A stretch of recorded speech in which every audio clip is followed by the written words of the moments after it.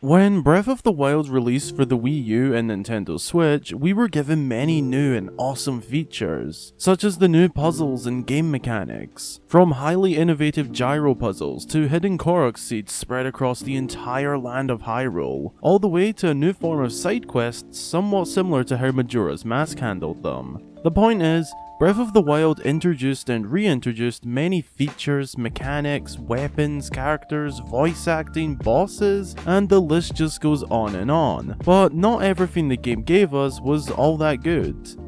Out of all of the amazing things this open world belter of a game gave us, there are some things that just weren't well received by the fans. From the struggles of climbing in the rain to receiving a golden piece of shit for collecting 900 Korok seeds hidden across the land. Yeah, that one was a bit of a slap in the face after completing. Among many other aspects of the game, there is a good few things that I personally didn't like that much, and I've put together a list of some things that I personally don't think should make a return in the upcoming Breath of the Wild sequel. Keep in mind, this is 100% my opinion, and not fact. It's perfectly okay if you disagree with me and would like to see some of the things I mention return in the sequel. With that out of the way, let's dive right into the things I believe shouldn't return in the Breath of the Wild sequel.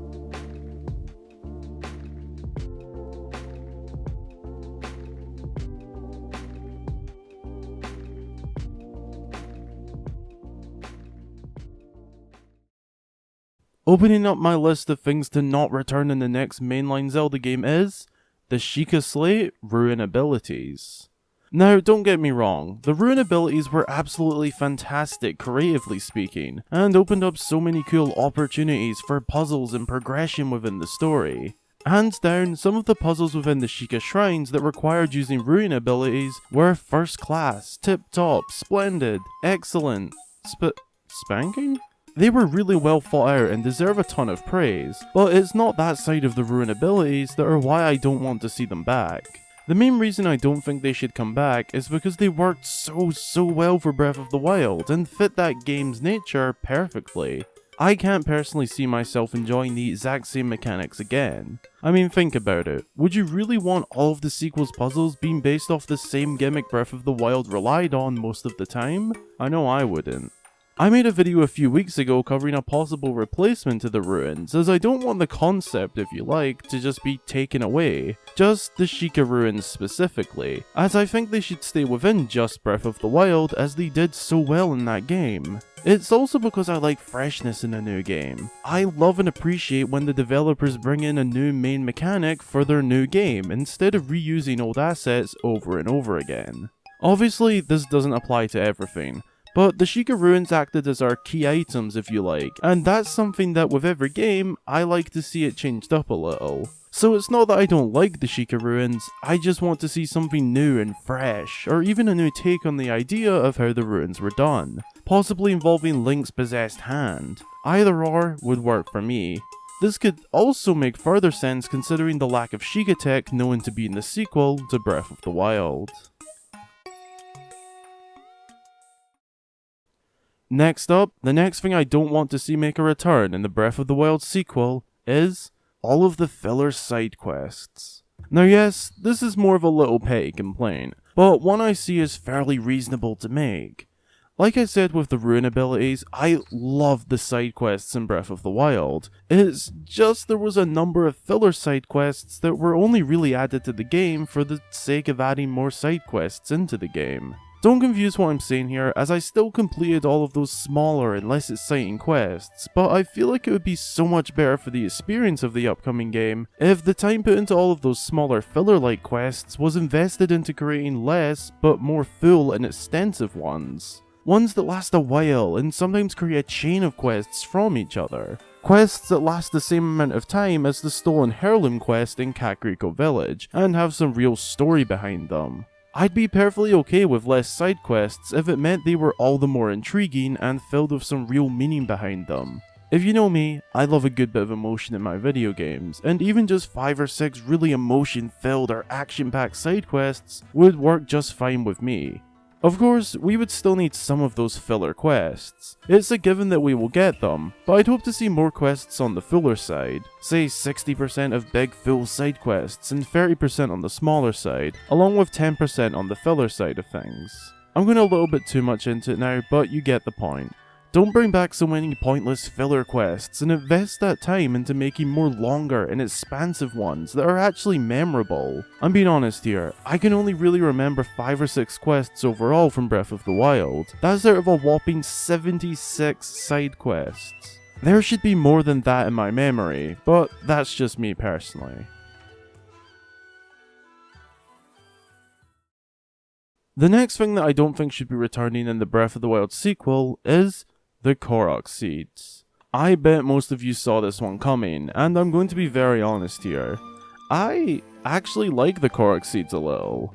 Well, the idea of the Korok seeds. I just feel it's the reward that let many fans down. I even saw an argument the other week saying that you aren't supposed to collect all 900 of them, and it's your fault if you collected them all only to be met with disappointment. And I couldn't disagree more with that claim. They are there to give the player something else to do during their quest. If the player is bored of the main quest, the shrines, side quests, exploring, the memories, or whatever it may be, the Korok seeds were supposed to be there as another thing to do, but the lack of reward kind of spoiled that.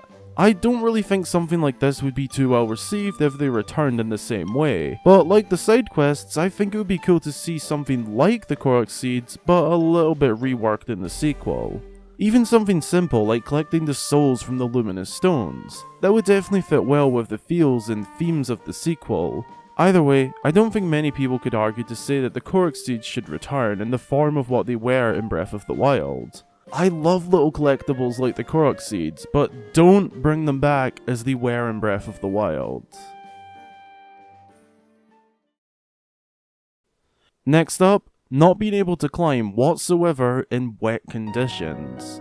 This is by far one of the biggest complaints across the board by fans, and I never actually saw this as a huge issue, as it makes the player think a little bit more and have to work out some sort of alternative solution. But on the other hand, whenever it rained in Breath of the Wild, it was so frustrating not being able to climb anymore, in a game that has such a huge emphasis on climbing.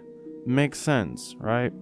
Again, this could be seen as a sort of petty complaint, but there is also an easy fix here. There could be some sort of armor or outfit, heck, even the Zora armor or something made by the Zora, like a sort of enchanted earring set, or whatever it may be, which Link can acquire at some point in the game that allows him to climb in the rain, or even just climb easier in the rain.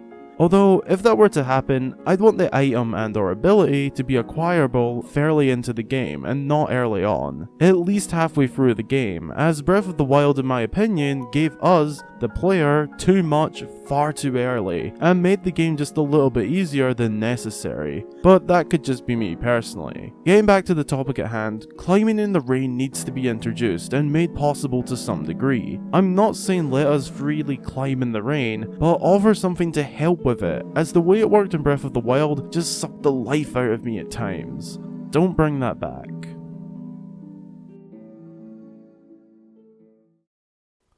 Now for the fifth and final thing on my list, the dungeon format and dungeon bosses. Originally, I was going to say just the bosses, but the more I thought about it, the more it made sense to just add the dungeons in too.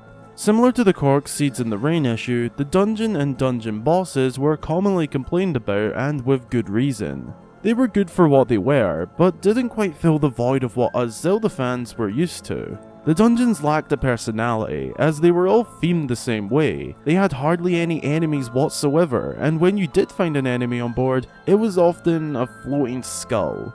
So threatening. Or something that honestly wasn't going to trouble you. And as for the bosses, it's a similar story. They were designed to look the same, and in my opinion, none of them really posed a threat, other than maybe Thunderblight Ganon. But even then, they were not all that good for me.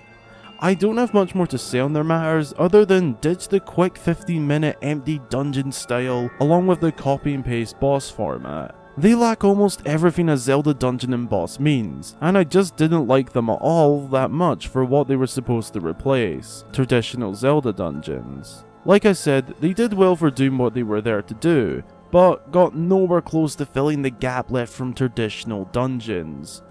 Don't bring them back.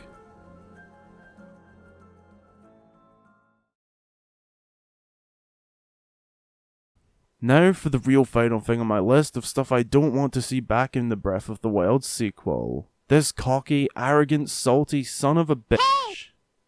Don't kill me. I do actually like ravioli. He's pretty cool. Me Fazbear.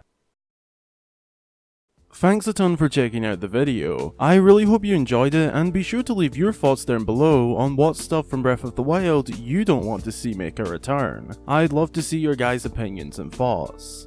I want to say a huge thanks to all of you guys for watching my videos. I try not to ramble too much at the outros, but a serious thank you goes out to each and every one of you for watching my videos week in, week out. It really means the world to me, and something I would have never imagined back in 2016 when I first started this channel is slowly becoming a reality. The 10,000 subscriber mark.